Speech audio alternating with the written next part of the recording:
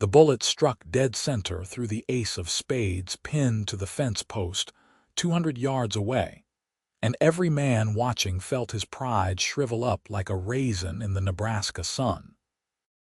Lucy Sawyer lowered her Winchester rifle with the ease of someone completing the most natural action in the world, her honey blonde hair catching the late afternoon light as it fell in waves past her shoulders.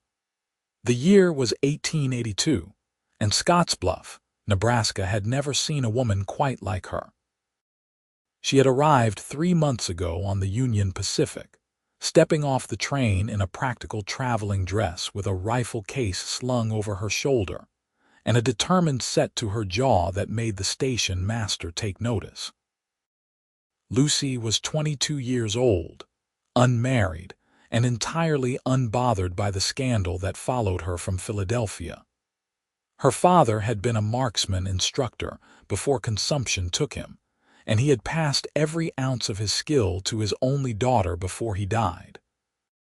What the good people of Philadelphia could not forgive was that Lucy had taken to teaching men the art of shooting, charging them good money for lessons, and doing it all without a chaperone or a care for propriety. The West seemed like the perfect place to start fresh, where skill mattered more than scandal. She had purchased a small piece of land on the outskirts of Scottsbluff with her savings, built herself a modest cabin with the help of some hired hands, and set up a shooting range in the open prairie behind her property. Within weeks, word spread about the woman who could outshoot any man in 3 counties. Duncan Parker watched from the shade of a cottonwood tree, his dark eyes following Lucy's every movement with an intensity that had nothing to do with her shooting, and everything to do with the way his heart had started racing the first time he had seen her. He was 25, a cattle rancher with a spread 10 miles north of town, and he had come into Scottsbluff today specifically to see if the rumors were true. Now, watching her reload with practiced efficiency, he knew the rumors had not done her justice. "You going to just stand there gawking, or are you going to try your luck?" called out Frank Morrison, the owner of the general store, who had lost $5 betting against Lucy's last shot. Duncan pushed off from the tree trunk and walked forward, his boots kicking up small clouds of dust. He wore his working clothes, denims and a blue shirt rolled up to his elbows, his brown hat pulled low against the sun.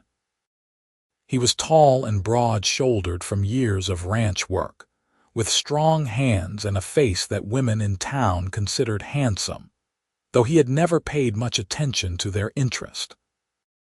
"I am not here to bet against her," Duncan said, his voice carrying a slight drawl that came from growing up in Texas before his family moved north. "I came to ask for lessons." The small crowd of onlookers went quiet. Lucy turned to face him fully for the first time, and Duncan felt the full force of those sharp green eyes assessing him. She was beautiful in a way that had nothing to do with softness or delicacy. There was strength in the line of her jaw, intelligence in her gaze, and capability in every inch of her 5'6" frame. "You want me to teach you to shoot?" Lucy asked, and there was a challenge in her voice. "Most men around here think they already know everything worth knowing about firearms." "Most men are fools," Duncan replied evenly. "I can shoot well enough to bring down a deer or defend my cattle from predators, but I have never seen anyone handle a rifle the way you do. I would be a fool not to want to learn from the best." Something flickered in Lucy's expression, a crack in her armor of self-assurance.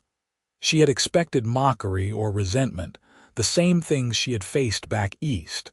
Genuine respect was something else entirely. "Lessons cost $3 a session," she said, crossing her arms. 2 hours, twice a week if you are serious about improving. I do not waste time on men who think they will flatter their way into free instruction." "That seems fair," Duncan said, reaching into his pocket and pulling out a small leather pouch. He counted out $6 and held them out to her. 2 sessions in advance. When can we start? Lucy took the money, her fingers briefly brushing against his calloused palm. Tomorrow morning, an hour after sunrise. Do not be late and bring your own rifle and ammunition. I will provide targets and instruction, nothing else. I will be here, Duncan promised, and when he smiled at her, Lucy felt something strange and unwelcome flutter in her chest. She had not come to Nebraska looking for romance. She had come looking for independence, for a place where her skills would speak louder than society's expectations. The last thing she needed was a cowboy with kind eyes and a respectful manner making her forget that. That evening, as Lucy cleaned her rifles in the cabin by lamplight, she found herself thinking about Duncan Parker more than she wanted to admit. She had heard his name before, had learned through town gossip that he ran an honest operation and treated his ranch hands fairly. He had lost his parents to cholera 5 years back and had been running the Parker Ranch on his own ever since, building it into one of the more successful cattle operations in the region. He was exactly the sort of man that mothers in town were constantly trying to set up with their daughters, and exactly the sort of man Lucy had always avoided. Independence was hard-won for a woman. Love had a way of stealing that independence away, of turning capable women into appendages of their husbands. Lucy had watched it happen to her own mother, had seen a vibrant woman slowly fade into the background of her father's life. She had vowed never to let that happen to her, no matter how handsome the cowboy or how genuine his smile. But business was business, and teaching was what she did. There was no harm in giving Duncan Parker shooting lessons. It would be professional, practical, and completely devoid of any romantic entanglement. She repeated this to herself like a prayer as she finally blew out the lamp and climbed into bed. But her dreams that night were full of dark eyes and strong hands, and a smile that made her feel like she was standing at the edge of a cliff, both terrified and exhilarated by the drop. Duncan arrived 15 minutes early the next morning, his rifle freshly cleaned and a box of ammunition under his arm. Lucy was already setting up targets at various distances across her range, and he took a moment to simply watch her work. She moved with an economy of motion that spoke of years of practice, no wasted energy or unnecessary flourishes. Everything she did had purpose. "You are early," Lucy called out without turning around, and Duncan wondered how she had known he was there. "I appreciate punctuality. Come help me with these last few targets." They worked in companionable silence for a few minutes, setting up tin cans, paper targets, and even a few old bottles at varying distances. When everything was arranged to Lucy's satisfaction, she finally turned to face him properly. "Show me what you can do," she said, gesturing toward the targets. "I need to see your baseline before I can help you improve." Duncan loaded his rifle, a good Winchester that he kept in excellent condition, and took aim at a target about 50 yards out. He fired 5 shots in steady succession, hitting the target each time but not with any particular precision. 2 shots hit near the center, but the others were scattered around the edges. "Not bad," Lucy said, and he could hear the instructor in her voice, cool and analytical. "Your stance is decent, your breathing is steady, but you are anticipating the recoil. You tense up just before you pull the trigger, which throws off your aim. Also, you are not accounting for the wind properly. See how that flag is moving." She pointed to a piece of red cloth tied to a fence post. "That breeze is going to push your bullet left. You need to compensate by aiming slightly right." For the next hour, Lucy put Duncan through his paces, correcting his stance, his grip, his breathing, even the way he squeezed the trigger. She was a patient teacher but a demanding one, making him repeat actions over and over until they became muscle memory. Duncan found himself completely absorbed in the lesson, in the challenge of meeting her exacting standards. When she finally called for a break, he was surprised to realize how quickly the time had passed. They sat in the shade of her cabin's small porch, and Lucy brought out a pitcher of cool water and 2 tin cups. "You are a good student," she said, and there was approval in her voice. "Most men get defensive when I correct them. You actually listen." "I am paying you for your expertise," Duncan said, draining half his cup in one long swallow. "It would be foolish not to listen to someone who knows more than I do." "You would be surprised how many men find that impossible to admit," Lucy replied, and there was something bitter in her smile. "Back in Philadelphia, I had clients who would argue with every instruction, insist they knew better, and then act surprised when their shooting did not improve. They did not want to learn. They just wanted to be able to say they had taken lessons from the woman marksman, like I was some kind of curiosity to collect." "That must have been frustrating," Duncan said quietly. "It was infuriating," Lucy corrected, and then seemed surprised that she had admitted it. She did not usually talk about her past, about the reasons she had left Philadelphia. There was something about Duncan's steady presence that made her want to open up, which was dangerous.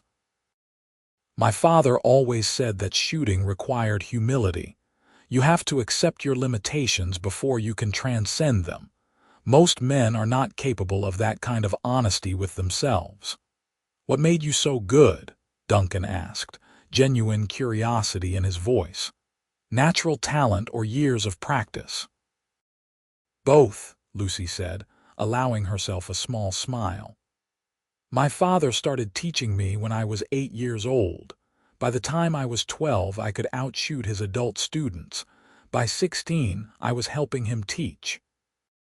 He used to say I had a gift for it, an almost preternatural sense of distance and trajectory. But the gift would have meant nothing without the practice. I have fired more than 100,000 rounds in my life, Mr. Parker. Every single one of them taught me something."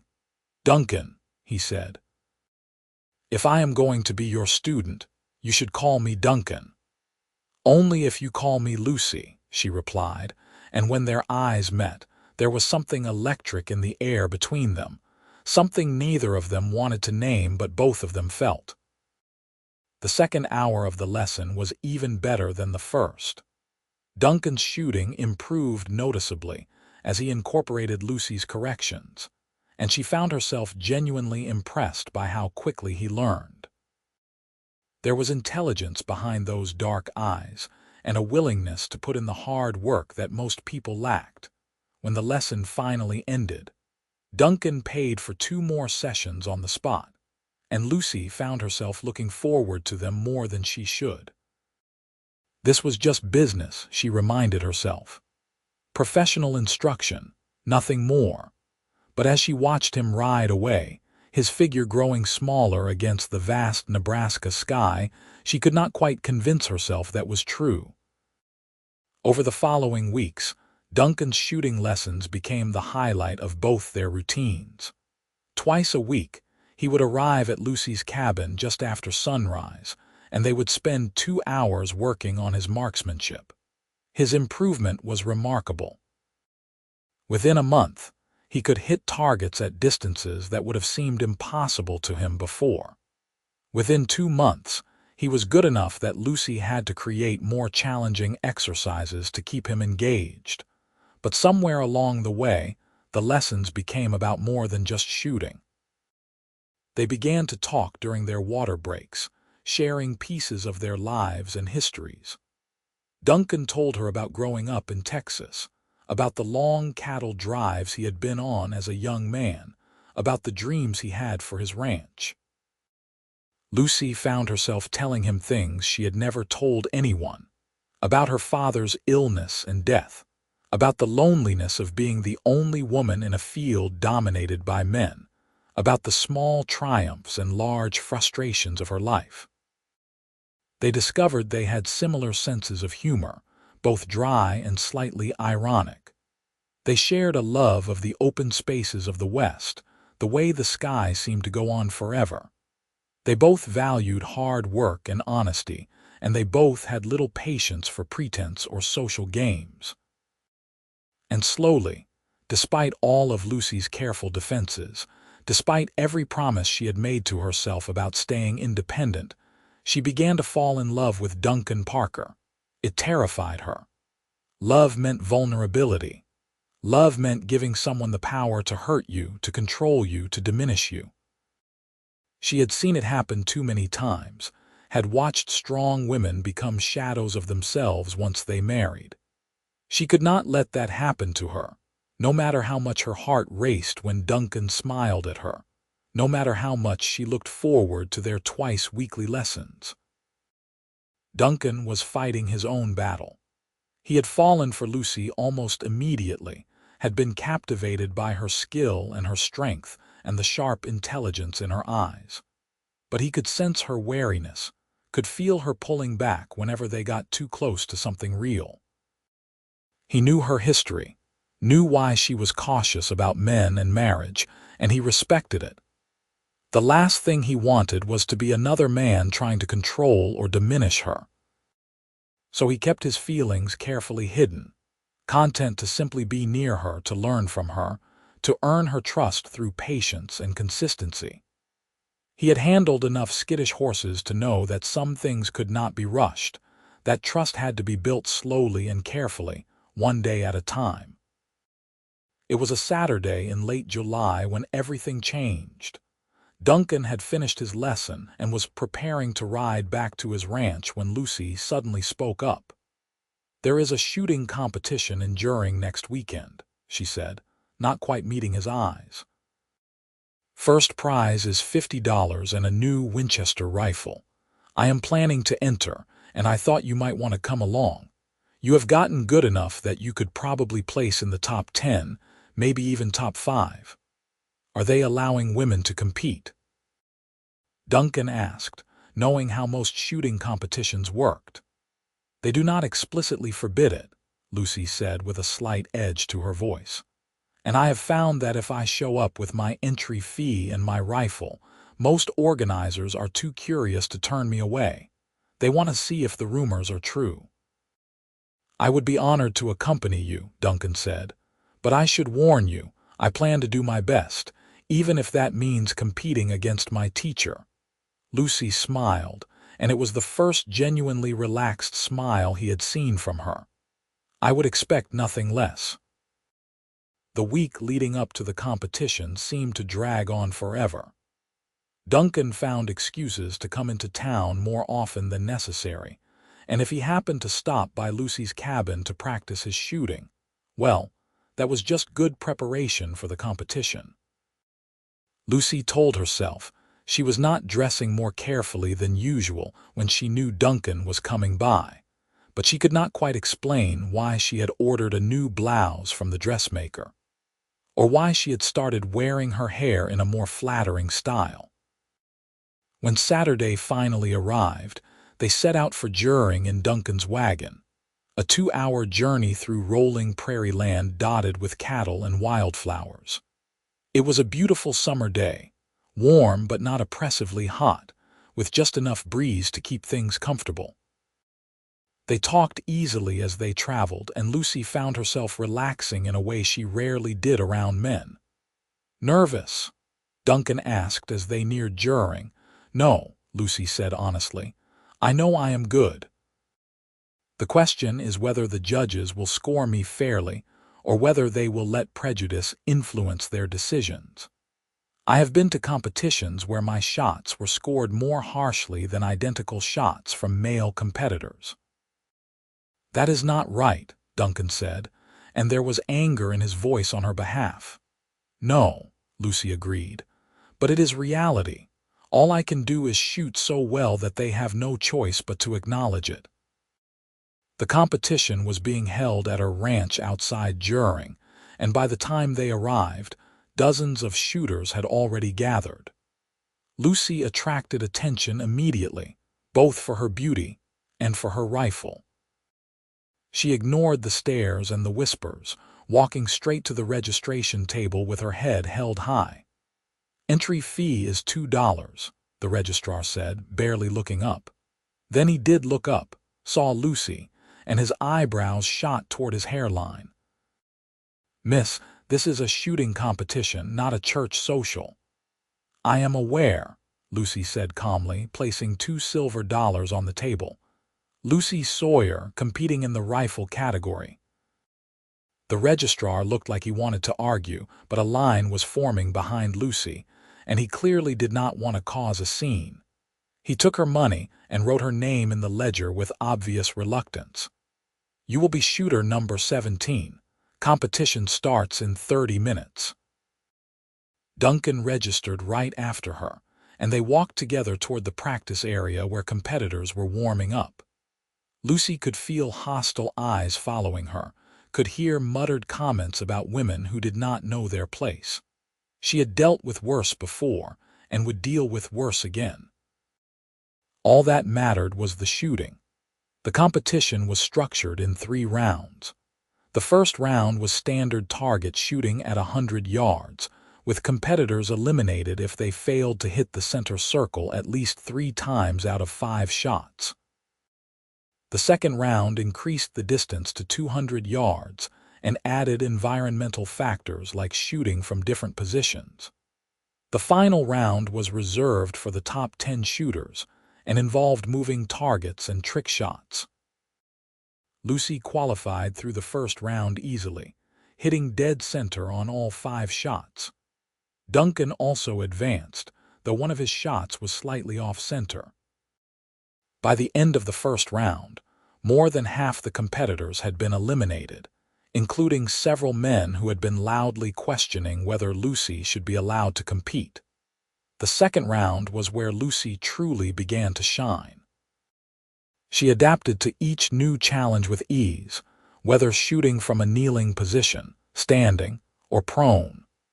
Her 200-yard shots were as precise as her 100-yard shots had been, and she could see judges conferring with each other in obvious surprise. Duncan also performed well, advancing to the final round as the 8th-place shooter. Lucy was in first place by a significant margin. The final round came down to 10 shooters, including Lucy and Duncan. The crowd had grown as word spread about the woman who was dominating the competition, and Lucy estimated there were at least 200 people watching now. She tried to block them out, to focus only on the targets and her rifle, but she could feel the pressure building. The final challenge was announced. Each shooter would have to hit 5 targets in rapid succession, with each target becoming progressively more difficult. The first was a stationary target at 50 yards. The second was a bottle at 75 yards. The third was a tin can at 100 yards. The fourth was a playing card at 150 yards. The fifth was a silver dollar at 200 yards. The first 7 shooters went, and none of them managed to hit all 5 targets. The best performance hit 4 out of 5, missing the silver dollar. When Duncan's turn came, Lucy found herself holding her breath. He hit the first 3 targets cleanly, nailed the playing card on his first shot, but his final bullet struck just to the left of the silver dollar, hitting the post it was mounted on but not the coin itself. It was an excellent performance, and he received genuine applause from the crowd. Then it was Lucy's turn. She stepped up to the firing line, her Winchester feeling like an extension of her own body. She blocked out everything except the targets and her breathing. The first 4 shots came almost automatically, each one striking true. Then she took her time with the silver dollar, accounting for distance and wind and every variable she had learned to calculate instinctively over thousands of hours of practice. She fired. The silver dollar pinged as it flew off the post, a hole punched clean through the center. The crowd erupted. Even the men who had been skeptical of her ability were cheering now, swept up in the undeniable proof of her skill. Lucy lowered her rifle, and for the first time since the competition began, she allowed herself to smile. She had won. First place, $50, and a brand new Winchester rifle. But more than that, she had proven herself in front of hundreds of witnesses, had shown that skill and dedication mattered more than gender. Duncan was the first to reach her when she stepped away from the firing line, and the pride in his eyes was almost overwhelming. "That was incredible," he said, and his voice was full of genuine awe. "I have never seen shooting like that." "You did well yourself," Lucy said, and meant it. "Fourth place is excellent, especially considering you have only been training seriously for a few months." The awards ceremony was brief. Lucy accepted her prize money and her new rifle from judges who looked like they were swallowing something sour, but they could not deny her victory. Several men came up to her afterward, asking if she gave lessons, asking where she was from, treating her with a respect that felt hard-won and precious. On the ride back to Scottsbluff, as the sun set in spectacular shades of orange and red across the prairie sky, Duncan finally worked up the courage to say what had been building in his heart for months. "Lucy, I need to tell you something." She turned to look at him, and in the fading light he could see wariness creeping back into her eyes. "What is it?" "I think you know that I have feelings for you," Duncan said, keeping his eyes on the road ahead because this was hard enough without watching her face. "I have had feelings for you since the first day I saw you shoot, but I want you to know that I am not asking you to give up anything for me. I am not asking you to stop teaching or competing or being exactly who you are. I would never want that. You are extraordinary, Lucy Sawyer, and I would count myself the luckiest man alive if you would let me be part of your life. But I want to be your partner, not your owner. I want to support your dreams, not replace them with mine." Lucy was quiet for so long that Duncan thought he had made a terrible mistake. Then she said, very softly, "Stop the wagon." He pulled the horses to a halt, his heart pounding. Lucy turned to face him fully, and there were tears in her eyes that she seemed angry about. "Do you know why I left Philadelphia?" she asked. "The real reason. You said there was scandal about you teaching men to shoot." "That was part of it," Lucy said. "But the real reason was that I was engaged to a man named Richard Hammond, a banker's son. He seemed progressive, seemed to support my shooting when we were courting. But the moment we got engaged, everything changed. He wanted me to give up teaching, to give up competing, to be the proper society wife he needed. When I refused, he told me I was being selfish and childish, that real women understood sacrifice. So I broke off the engagement and left town before my reputation could be completely destroyed." "Lucy, I am not Richard Hammond," Duncan said firmly. "I am not asking you to be something you are not. I am asking if I can stand beside you while you become everything you are meant to be." "Men say things like that," Lucy said, and her voice broke slightly. "And then marriage happens, and children happen, and suddenly the woman's dreams are less important than the man's comfort. I cannot do that, Duncan. I cannot give up who I am, not even for you." "Then do not," Duncan said, and he took her hands in his, holding them gently. "Teach me what you know, Lucy, not just about shooting. Teach me how to love you the way you deserve to be loved. Teach me how to be the kind of partner you need. I am not perfect, and I will probably make mistakes, but I swear to you that I will always respect your strength and support your independence. You have my word on that, and my word is everything I have." Lucy looked at him for a long moment, searching his face for any sign of dishonesty or manipulation. All she saw was sincerity and love and a patience that had waited months for this moment. "I am terrified," she admitted, "of losing myself, of becoming less than what I am." "I am terrified too," Duncan said, "of not being enough for you, of letting you down. But I think maybe loving someone always means being a little terrified, The question is whether the joy is worth the fear.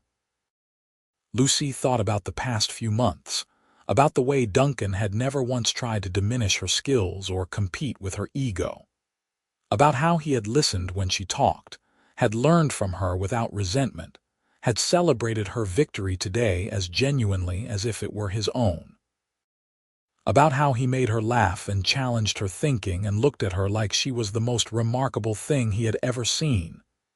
"Teach me what you know," she said softly, echoing the words he had said to her that first day.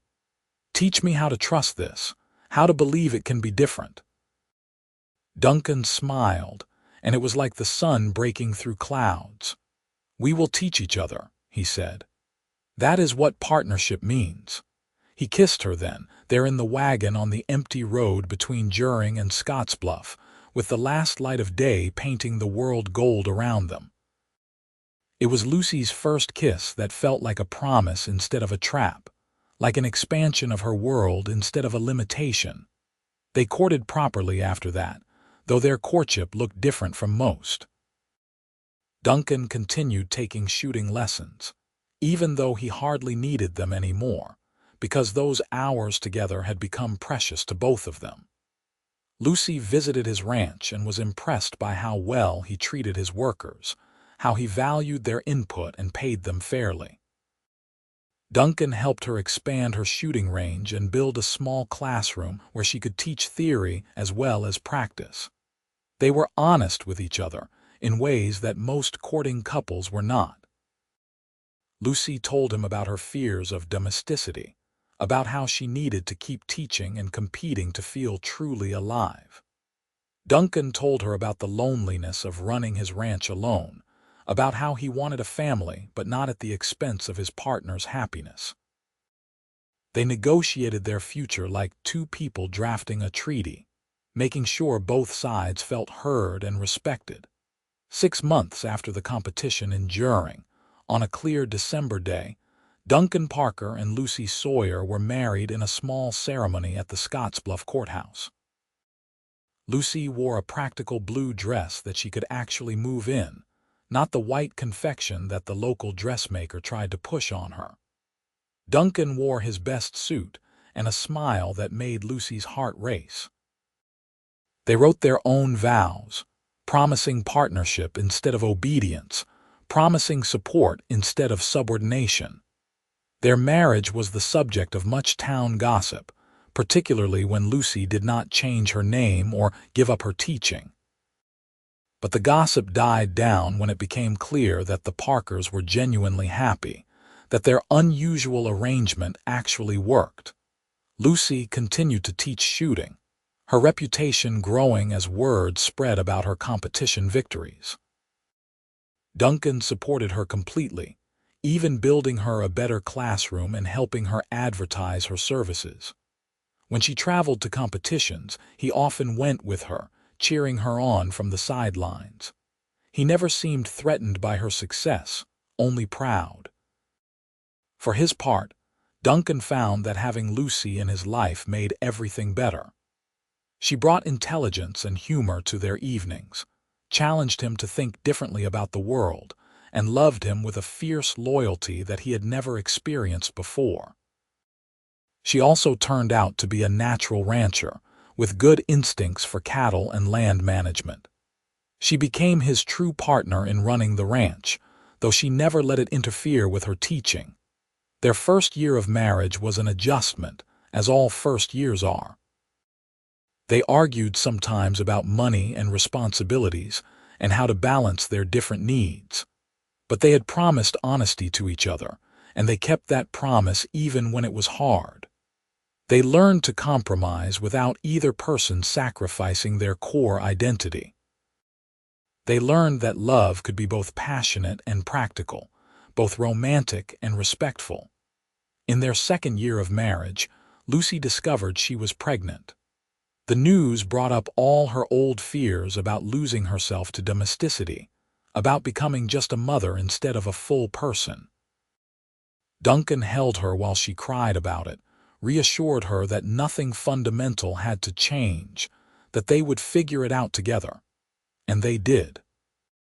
When Lucy's pregnancy made it difficult to teach shooting, Duncan hired one of her advanced students to assist with the physical demonstrations while Lucy focused on theory and instruction. When their son was born in the spring of 1884, a healthy boy they named James, they arranged their lives so that both of them could parent while still maintaining their individual pursuits. Lucy was surprised to discover that she loved being a mother, as long as it was not the only thing she was. She loved teaching James about the world, loved seeing Duncan's gentleness with their infant son, loved the way their family felt like an expansion of their partnership rather than a limitation of it. Duncan hired a woman from town to help with childcare a few days a week, which allowed Lucy to continue teaching. She took the baby with her to the shooting range sometimes, and James grew up with the sound of rifle fire as his lullaby. When James was 2 years old, Lucy competed in a major shooting competition in Cheyenne, Wyoming. It was her first big competition since becoming a mother, and she had trained hard to regain her precision after pregnancy. Duncan took time off from the ranch to travel with her and watch James during the competition rounds. She won, beating out 83 male competitors to claim first place and a cash prize of $200.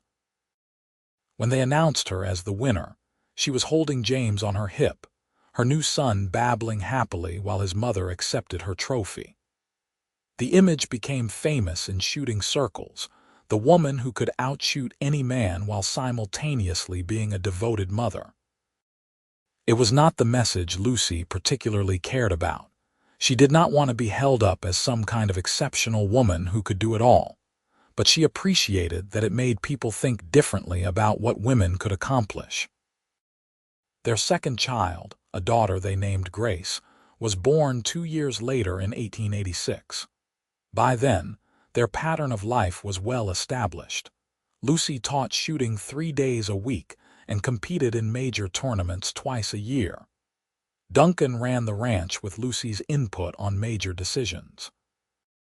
They raised their children together, both of them involved in the daily work of parenting. They had hired good help, both at the ranch and for childcare, which allowed them to maintain the balance they had carefully constructed. It was not always easy. There were times when Lucy felt pulled in too many directions, times when Duncan was exhausted from trying to keep the ranch running during difficult seasons. There were sleepless nights with sick children and arguments about money and moments of doubt about whether they were doing anything right. But they faced all of it together, two partners who had chosen each other and kept choosing each other every day. By the time their children were in school, Lucy had become one of the most famous marksmen in the Western Territories. She had won dozens of competitions and had students who came from as far away as Colorado and Kansas to train with her. She had saved enough money to build a proper shooting school with multiple ranges and a large classroom. Duncan had expanded his ranch to twice its original size, and the Parker Ranch was known throughout Nebraska as a well-run, profitable operation. On their 10th wedding anniversary, Duncan took Lucy back to the spot on the road where he had first told her he loved her, where she had first allowed herself to trust that partnership was possible. They left the children with Duncan's cousin for the day and drove out in the same wagon they had used a decade before. "You remember what you said to me here?" Duncan asked as they stood together watching the sun set over the prairie. "I said I was terrified," Lucy replied, leaning into his warmth. "Of losing myself." "And did you?" Duncan asked. "Lose yourself?" Lucy thought about the question seriously.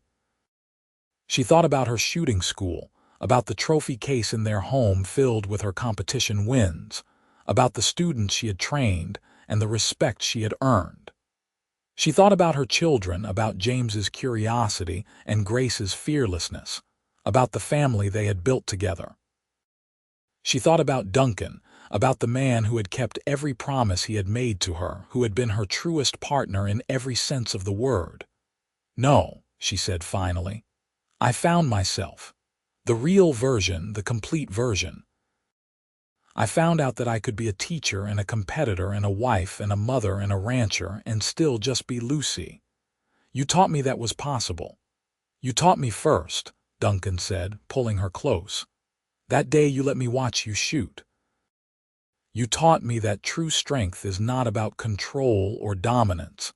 It is about precision and patience and practice. You taught me how to be better than I was." "Teach me what you know," Lucy said, repeating the words that had become something of a private joke between them, a reminder of where they had started. "I already have," Duncan replied, kissing her forehead. "I taught you that love does not have to make you smaller. And you taught me that the right partner makes you more than you could ever be alone." They stood there together as the sun painted the sky in brilliant colors, two people who had found in each other exactly what they needed. Not completion, because they had both been complete on their own, but complementation, the way two strong individuals could become even stronger together. Their life together continued in its pattern of work and love and family. James grew up to be a thoughtful boy who loved reading more than shooting, which Lucy supported completely despite the irony. Grace turned out to have inherited her mother's gift for marksmanship and started competing in junior shooting competitions by age 12. Duncan's ranch continued to thrive, and Lucy's shooting school became one of the premier training facilities in the region. They faced hardships too. A brutal winter in 1888 killed part of their herd and strained their finances. Lucy's mother passed away that same year, and Lucy grieved the relationship they had never quite managed to have. Duncan broke his leg in a riding accident and had to rely on Lucy to manage the ranch for 3 months while he recovered. Grace came down with scarlet fever when she was 7, and they spent a terrifying week not knowing if she would survive. But they weathered all of it together, their partnership strong enough to carry them through the difficult times.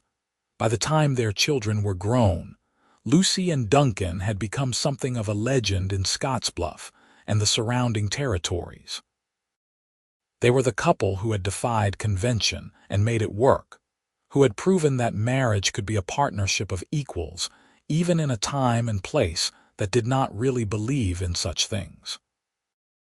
Young women would seek Lucy out, asking her how she had managed to keep her independence while also building a family. Young men would ask Duncan how he felt about having a wife who was more famous than he was. "Proud," Duncan would always answer. "I have always felt proud." On their 20th wedding anniversary, their children threw them a party at the ranch. 50 people attended, including current and former students of Lucy's, workers from the ranch, and friends from town. There were speeches about what an inspiration the Parkers were, about how they had changed minds and hearts about what marriage could look like. Lucy and Duncan accepted the praise graciously. But later that night, alone in their bedroom, Lucy laughed. "They make it sound like we did something extraordinary," she said. "We just loved each other and treated each other with respect. That should not be revolutionary." "But it is," Duncan said seriously.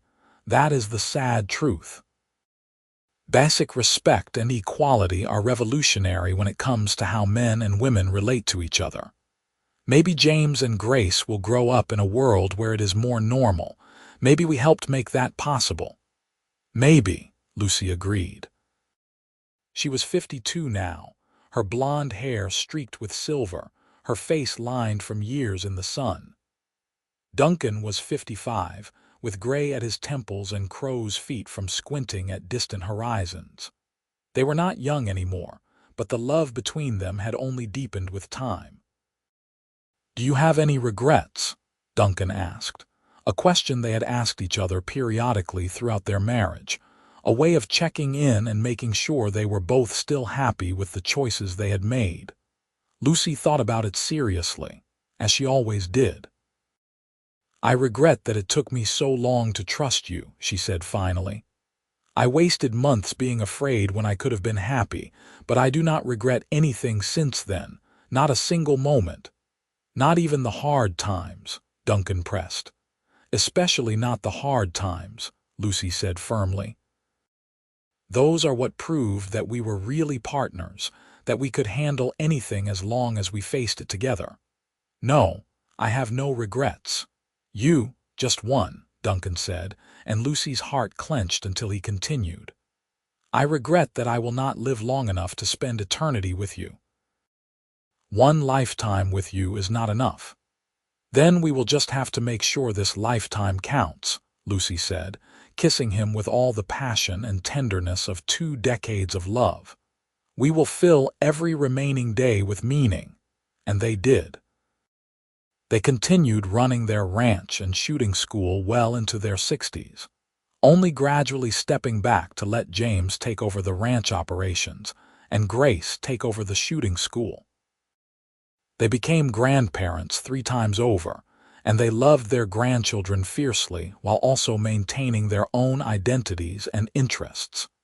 They traveled to shooting competitions together, Lucy competing and Duncan cheering. They took trips to places they had always wanted to see, to California and Colorado, and even back to Philadelphia once, where Lucy showed Duncan where she had grown up and taught him about the woman she had been before she became herself. When Lucy was 70, she competed in her final shooting competition, a major tournament in Denver. Her eyesight was not what it had been, and her hands had a slight tremor from age, but her fundamental skill remained. She did not win. She placed 5th out of 40 competitors, but it was still an impressive showing for a woman her age. When she announced her retirement from competition at the awards ceremony, she received a standing ovation that lasted 3 full minutes. "I have spent my entire life proving that women can shoot as well as men," Lucy said in her brief retirement speech. "I hope I have helped change some minds about what women are capable of. But more than that, I hope I have shown that a woman does not have to choose between having a family and pursuing her passions. I have had both, and I have been blessed beyond measure. Thank you all for letting me compete, for taking me seriously, and for giving me a life worth living." Duncan was waiting for her when she stepped down from the podium, and he kissed her right there in front of everyone, not caring who was watching. They were 70 and 73 years old, but the love between them was as real and vital as it had been 38 years earlier, when he had first asked her to teach him what she knew. They had 5 more good years together before Duncan's heart finally gave out one quiet morning in the spring of 1922. He died in his sleep, lying next to Lucy, a peaceful end to a full life. Lucy grieved him deeply, the loss of her partner and her best friend leaving a hole in her life that nothing could fill. But she did not fall apart. She had been her own person before Duncan, and she remained her own person after him, just as they had always promised each other. Lucy lived for 3 more years, long enough to see women gain the right to vote, long enough to watch Grace become one of the premier shooting instructors in the West, long enough to hold her first great-grandchild. She passed away quietly in her sleep in the autumn of 1925, at the age of 73, surrounded by family and love to the very end. At her funeral, her granddaughter read from a journal Lucy had kept, a passage written shortly before her death. "I have lived exactly the life I wanted to live. I was a shooter, a teacher, a wife, a mother, a grandmother, and a friend. I was never just one thing. Duncan taught me that I did not have to be. He asked me to teach him what I knew, and in return, he taught me that love does not have to be limiting, that the right partner expands your world instead of shrinking it. I am grateful for every moment, every choice, every shot I took, both with my rifle and in my life." I aimed true, and I hit my mark.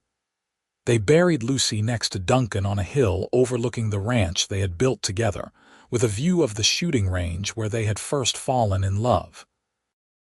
On her gravestone, the family carved a simple epitaph that captured everything she had been. She could shoot straighter than any man in town, and she taught us all what she knew. Years later, historians would look back on Lucy Sawyer Parker as one of the great marksmen of the Old West, a pioneer who had opened doors for women in competitive shooting. But her real legacy was not in her trophies or her records. It was in the life she had lived, the partnership she had built, and the proof she had offered that women could be fully themselves, strong and skilled and independent, while still choosing love and family. She had taught generations of students to shoot, but she had taught everyone who knew her story something far more important: that there is no one right way to be a woman, that strength and tenderness are not opposites, and that the truest kind of love is the kind that makes both people more than they could have been alone. Duncan had said it best all those years ago on the road between Juring and Scottsbluff: "We will teach each other." That is what partnership means. And they had, for nearly 4 decades, teaching and learning and growing together until their last days. It was a love story for the ages, set against the backdrop of the Wild West, a testament to what becomes possible when two people truly respect each other and commit to building something beautiful together. The shooting range still stands in Scottsbluff, run now by Lucy's great-great-granddaughter, and above the door is a sign with Lucy's words, "Teach me what you know." It is a reminder that the best relationships, the ones that endure and inspire, are always about two people choosing to learn from each other, to lift each other up, to aim true and shoot straight together.